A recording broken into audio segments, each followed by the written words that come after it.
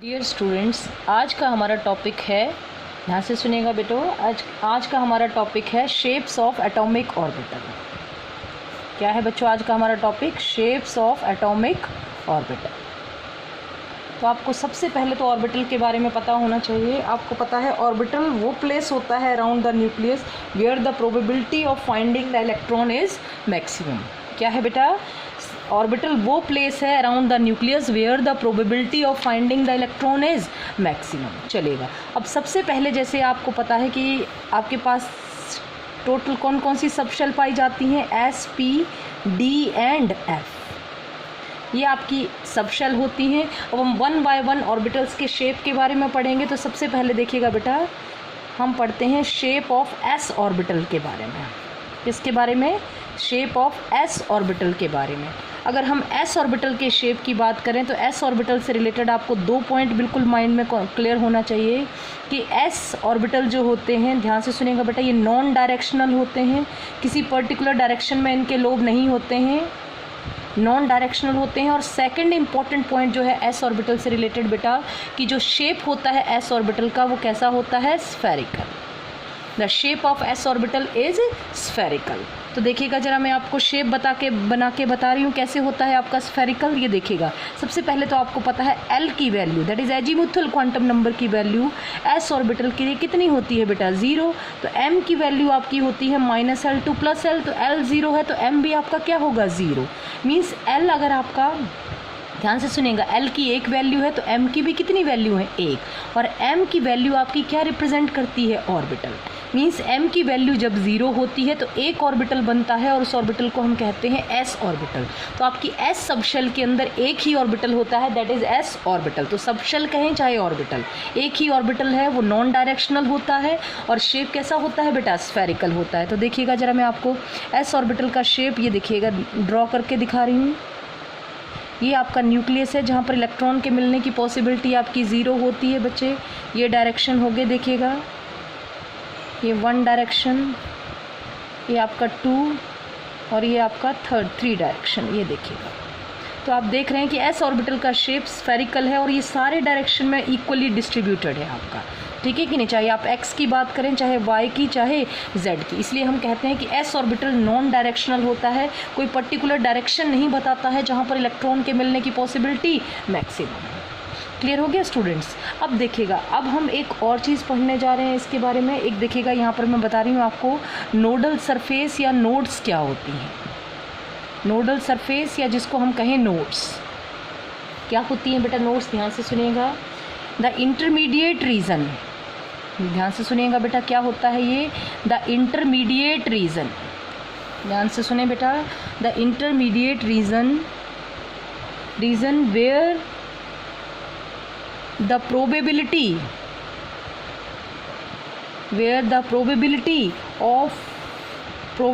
Of electron, समझ गए ना बेटा? वेयर द प्रोबेबिलिटी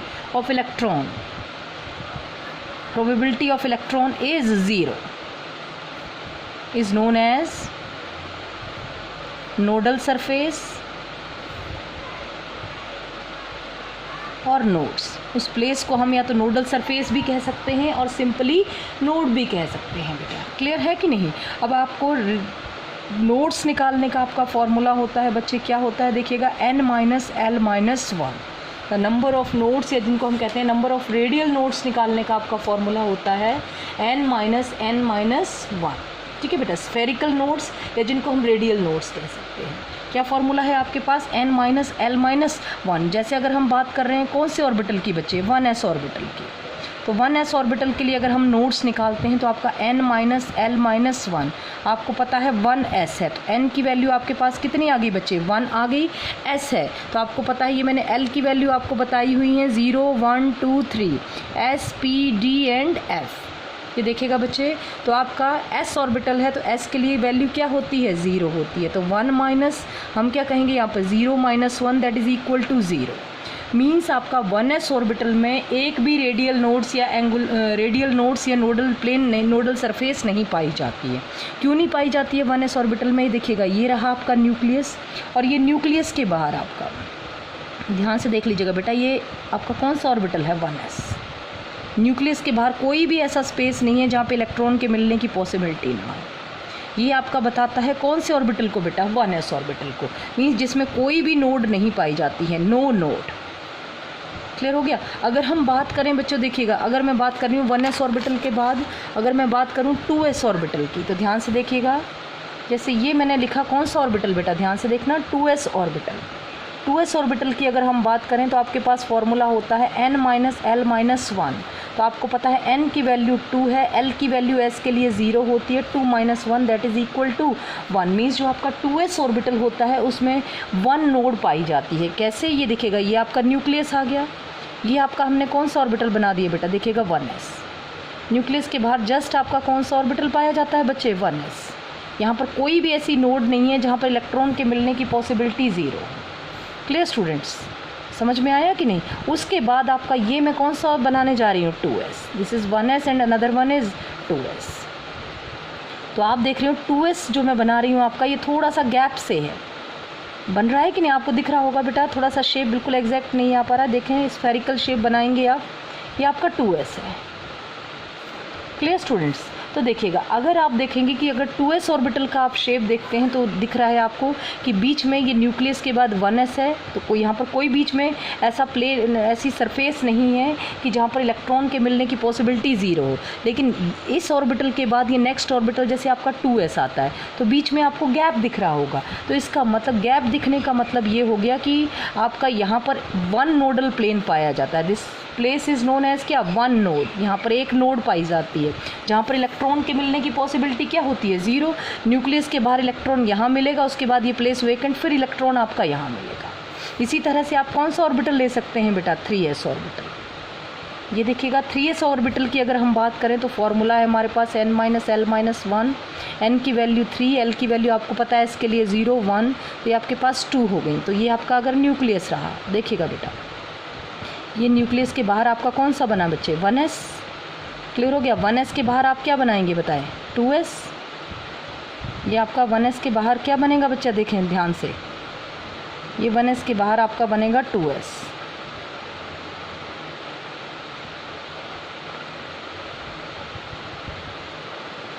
ये 1s के बाहर आपका 2s है और 2s के बाहर ये आपका, ये देखिएगा,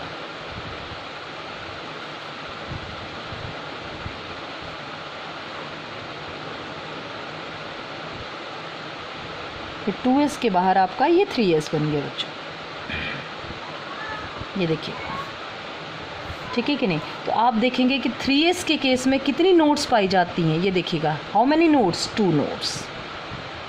2 नोड्स। नोड्स क्या होती हैं, वो प्लेस जहाँ पर इलेक्ट्रॉन के मिलने की पॉसिबिलिटी क्या होती है स्टूडेंट्स, 0 होती है। That place is known as nodes. Nodes कह सकते हैं या नोडल सरफेस कह सकते हैं। तो ये हमने किसके बारे में बात कर रहे हैं आपकी, यहाँ से सुन लीजिएगा, shape of s orbital. s orbital की शेप स्फेरिकल होती है और ये नॉन डायरेक्शनल होता है, किसी एक पर्टिकुलर डायरेक्शन को रिप्रेजेंट नहीं करता है। चलिएगा बेटा, अब इसके बाद हम नेक्स्ट पढ़ते हैं शेप ऑफ p ऑर्बिटल। इसके बारे में पढ़ रहे हैं बच्चों अब हम, shape of p orbital. p orbital का शेप आपका कैसा होता है, ध्यान से देखिएगा। तो देखो बेटा, p ऑर्बिटल जो है वो आपका, यहाँ पर मैं आपका p ऑर्बिटल लिख रही हूँ। p ऑर्बिटल जो है बेटा आपका, सबसे पहली बात, डम्बेल शेप होता है। आपने डम्बेल देखे हैं सब लोगों ने, ठीक है कि नहीं। आप एक्सरसाइज करते हैं तो उसके लिए जो आप डम्बेल यूज़ करते हैं उसी तरह का शेप होता है कुछ। ये देखा, ये लोब, ये बीच में आपका सेंटर पॉइंट, ये आपका लोब। ये जो पॉइंट होता है ये न्यूक्लियस को रिप्रेजेंट करता है बच्चों। यहाँ पर इलेक्ट्रॉन के मिलने की पॉसिबिलिटी 0 होती है। अब आगे बात करिए तो डम्बेल हो गया आपका। और अगर डायरेक्शन की बात करें तो p ऑर्बिटल आपका डायरेक्शनल होता है बच्चों, very important point. p orbital एक तो डम्बेल शेप होता है और दूसरी बात डायरेक्शनल होता है, ठीक है। कैसे, अब देख लीजिएगा ज़रा, l की वैल्यू आपकी p के लिए कितनी होती है, ध्यान से सुने बेटा। l की वैल्यू आपकी p के लिए कितनी होती है, तो आपकी 1 होती है। क्या होती है बेटा, l की वैल्यू 1 होती है। ध्यान से सुनिएगा, l की वैल्यू 1 होती है तो m की वैल्यू चलती है आपकी -L2 + L। तो आप बोलेंगे -1, 0, +1, 3 वैल्यू होती हैं m की। 3 value means how many orbital, 3 orbitals होते हैं। तो हम कहेंगे p सब शेल के अंदर टोटल 3 ऑर्बिटल पाए जाते हैं, ठीक है कि नहीं। और 3 ऑर्बिटल पाए जाते हैं, क्या क्या नेम होते हैं उन 3 ऑर्बिटल के, px, py and pz। Clear बेटा? देखो ये पर्टिकुलर डायरेक्शन को रिप्रेजेंट करते हैं, P X, P Y and P Z. Clear students? और इनके जो लोब्स होते हैं, lobes are on the axis, lobes are on the axis. जो इनके पी ऑर्बिटल के लोब्स होते हैं बेटा वो एक्सिस के ऊपर होते हैं। देखिएगा कैसा शेप होता है पी ऑर्बिटल का। अब ज़रा मैं आपको बताने जा रही हूँ, ध्यान से सुनिएगा बेटा। ये हम 3 डायरेक्शन बना रहे हैं। सबसे पहले ये आपका ले लिया हमने एक्स, ये आपका वाई और ये आपका जेड डायरेक्शन। तो मैंने कहा अगर मेरा ऑर्बिटल पी एक्स है तो ये ज़रा ध्यान से देखें, तो ये मैं ऑन द एक्सिस बना रही हूँ। एक्स ऑर्बिटल का जो लोब बनता है वो कहाँ बनता है? ऑन द एक्स एक्सिस पर बनता है, ठीक है। और इस ऑर्बिटल को हम नाम देते हैं पी एक्स। ये इसका शेप होता है डम्बेल शेप। Clear students? अब देखिएगा, मैं यहाँ पर पहले आपको सारे शेप बना के दिखा रही हूँ, ज़रा ध्यान से देखें। ये आपकी एक्स एक्सिस है, ये आपकी वाई एक्सिस और ये जेड एक्सिस है। तो मैंने कहा अगर आपका लोब जो है वो कौन सी एक्सिस पर बन रहा है बताइएगा? वाई एक्सिस पर। तो इस ऑर्बिटल को हम क्या नाम देंगे? P Y. आगे देख लीजिएगा, ये हमने 3 एक्सिस बनाई, एक्स, वाई और जेड। मैंने कहा अगर ये लोब मेरे कौन सी एक्सिस पर बन रहे हैं, ध्यान से देखिएगा बेटा, जेड एक्सिस पर बन रहे हैं, तो ये आपका कौन सा ऑर्बिटल कहलाएगा? P Z. तो आपके पास 3 ऑर्बिटल हैं, P X, P Y and P Z orbital. आप देख रहे हैं कि ये डम्बेल शेप है, ठीक है कि नहीं? और ये डायरेक्शन है, मींस एक्स डायरेक्शन का मतलब जो इलेक्ट्रॉन के मिलने की पॉसिबिलिटी है वो आपकी कौन सी डायरेक्शन में है?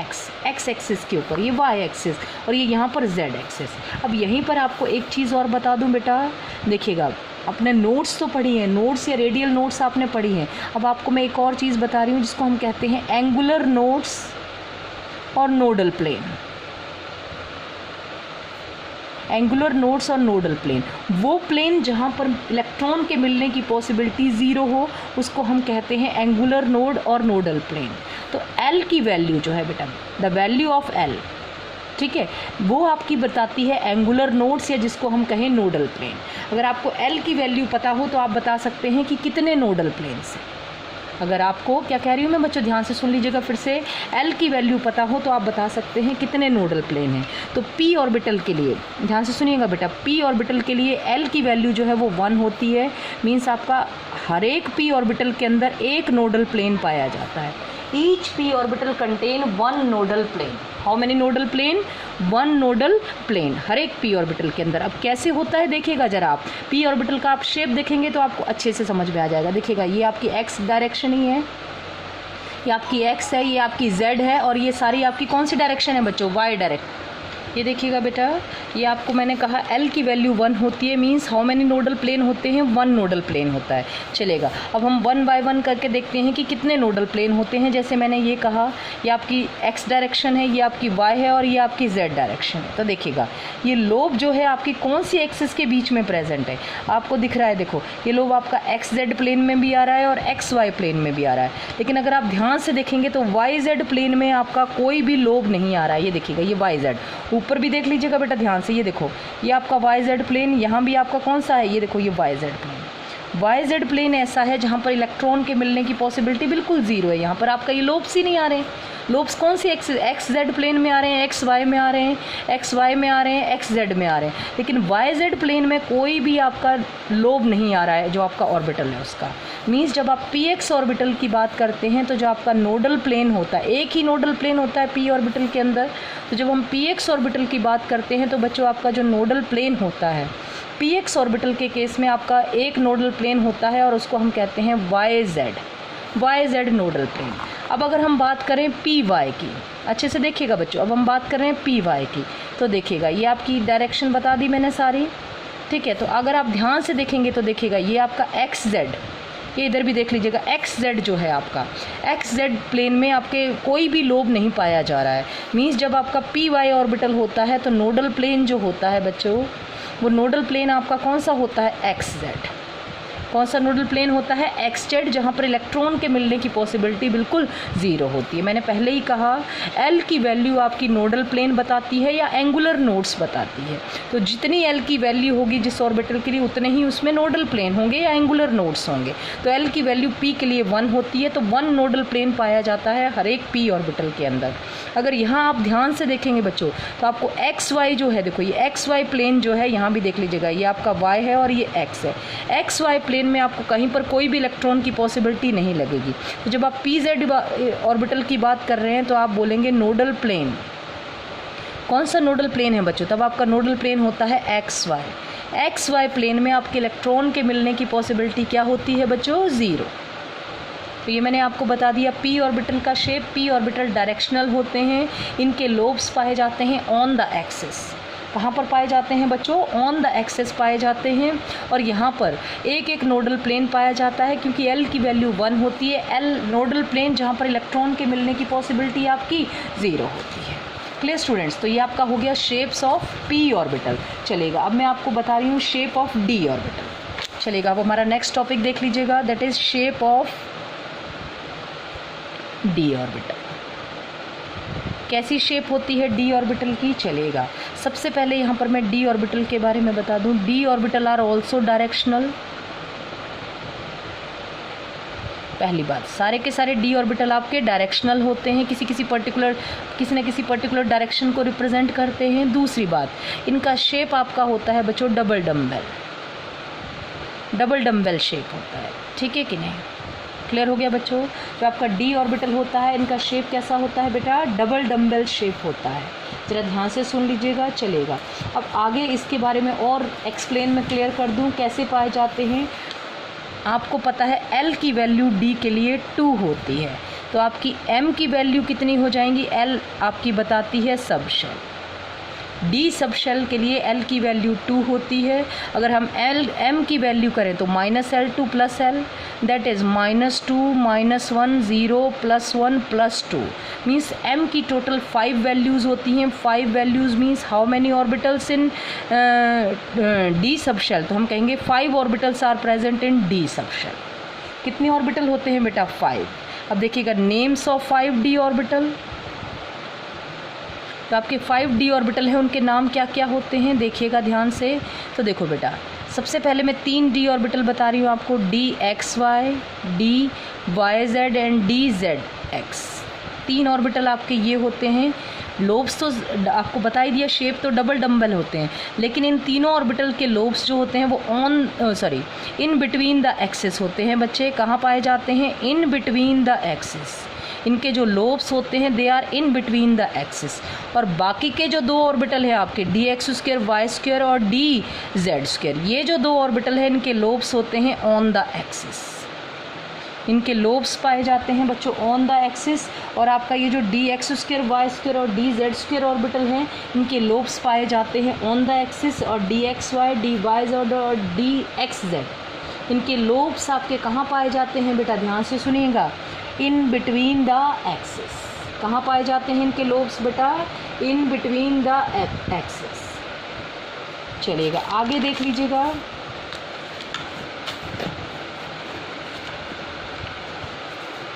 आगे ध्यान से सुनिएगा बेटा। अब सबसे पहले हम 3 ऑर्बिटल, डी ऑर्बिटल है तो नंबर ऑफ एंगुलर नोड्स कितने होंगे ये देख लीजिएगा। Number of angular nodes that is equal to the value of L. L की वैल्यू 2 होती है, तो हर एक डी ऑर्बिटल के अंदर how many nodal planes are present? 2 nodal planes are present. तो चलिएगा, अब जरा हम शेप बताते हैं। देखिएगा बेटा, 3D पिक्चर हमारे लिए रिप्रेजेंट करना इजी नहीं है। तो जैसे सपोज करो, मैं सबसे पहले बात कर रही हूँ कौन से ऑर्बिटल की? आपकी DXY ऑर्बिटल की। तो हम यहाँ पर एक x एक्सिस ले लेंगे आपकी, एक y एक्सिस। DXY ऑर्बिटल जो होता है, इसके लोब्स बनते हैं आपके इन बिटवीन द एक्सिस। ये डबल डम्बल शेप हो गया, this is double dumbbell. Clear students? और इनके लोब्स ये देखिएगा एक्सिस के ऊपर नहीं आ रहे हैं, एक्सिस के बीच में आ रहे हैं, means in between the axis. अब इसी के साथ में अगर आपकी बात करूँ DXY DYZ की, तो अगर हम DYZ की बात करें तो ये आपकी Z एक्सिस, ये आपकी Y एक्सिस। ये देखिएगा, ये आपके लोब्स आ गए, ये ध्यान दें, DYZ। तो इसके लोब्स कहाँ आ रहे हैं आपके? In between the axis. कहाँ आ रहे हैं बच्चों? In between the axis, D Y Z. अब जैसे लास्ट की बात कर रहे हैं हम, कौन सा? डी वाई जेड के बाद आपके देखो दो एक्सिस को लेके चल रहे हैं, X Y then Y Z then Z X. Clear students? तो यहाँ पर आपकी ये जेड एक्सिस है, तो ये मैंने एक्स एक्सिस मान ली है आपकी इन बिटवीन द एक्सिस। ये देख लीजिएगा, ये लोब्स बन गए ऑर्बिटल के इन बिटवीन द एक्सिस। ये आपका हो गया शेप ऑफ डी ऑर्बिटल। ध्यान से देख लीजिएगा बेटा, क्या है आपका ये शेप ऑफ ये D X Y, this is D Y Z and this is D Z X. इनके लोब्स कहाँ पाए जाते हैं आपके बच्चे बताइएगा? In between the axis. कहाँ पाए जाते हैं? In between the axis. अब अगर हम बात करें नोडल प्लेन की, तो देखिएगा बेटा, ऐसे तो क्योंकि हम दो एक्सिस लेके चल रहे हैं तो नोडल प्लेन ऐसे तो बताना हमारे लिए थोड़ा डिफिकल्ट है, लेकिन अगर हमारे पास एक्स वाई प्लेन है, ध्यान से सुनिएगा, कौन सा है बेटा? X Y. ठीक है, तो इसमें नोडल प्लेन आपके कौन से बन जाएंगे बेटा? वाई जेड और एक्स जेड। एक कौन सी एक्सिस आपकी रहती है? Z axis. तो एक आपका वाई जेड और एक एक्स जेड, दो नोडल प्लेन होंगे जहाँ पर इलेक्ट्रॉन के मिलने की possibility zero. D Y Z की बात करें तो यहाँ पर आपकी एक्स एक्सिस रहती है, तो आप कहेंगे एक तो एक्स वाई और दूसरा आपका क्या हो जाएगा बताइएगा? दूसरा हो जाएगा एक्स जेड या जेड एक्स। ये दो आपके नोडल प्लेन्स होते हैं। क्लियर हो गया स्टूडेंट्स? जब हम डी वाई जेड की बात करते हैं और जब हम डी जेड एक्स ऑर्बिटल की बात करते हैं, तो डी जेड एक्स ऑर्बिटल की बात करें तो आपकी वाई एक्सिस नहीं है यहाँ पर, तो हम कहेंगे आपका क्या आ जाएगा बताइएगा? वाई जेड और एक्स जेड। वाई जेड और एक्स जेड ये दो आपके क्या होते हैं बच्चों? ध्यान से बताइएगा, नोडल प्लेन। किसके केस में? डी ऑर्बिटल के केस में, क्योंकि एल की वैल्यू 2, तो नंबर ऑफ नोडल प्लेन भी कितने होते हैं बच्चों? 2 होते हैं। चलेगा, अब इसके बाद हम बात कर रहे हैं, दो ऑर्बिटल हमारे और रह गए, कौन से हैं बच्चों? जल्दी से बताइएगा। D X square Y square and D Z square. तो आपका D X square Y square जो होता है बेटा, इन दोनों के लोब्स जो होते हैं आपके कहाँ होते हैं? ऑन द एक्सिस, एक्सिस के ऊपर पाए जाते हैं। तो चलिए देखिएगा, सबसे पहले हम बात कर रहे हैं एक्स स्क्वायर और वाई स्क्वायर की। ये आपकी एक्स एक्सिस, ये आपकी कौन सी ले ली हमने? Y axis. तो देखिएगा बेटा, हमने कहा इनके लोब्स होते हैं ऑन द एक्सिस। ये हो गया आपके पास एक, और ये आपके पास हो गया दूसरा।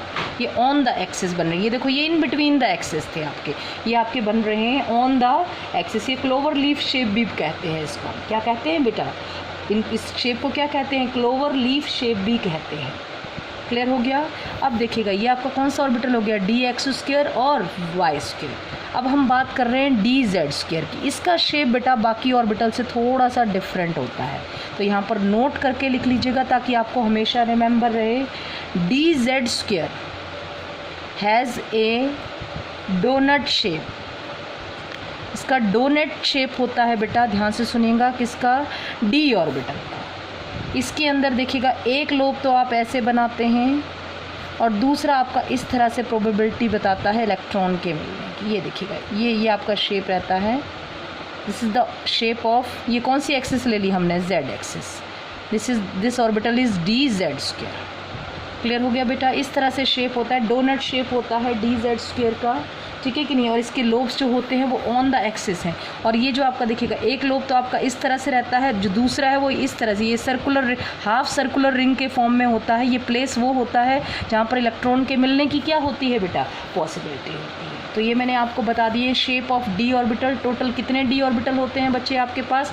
5 डी ऑर्बिटल। कौन से? D X Y, D Y Z, D Z X, D X square Y square and D Z square. Thank you student.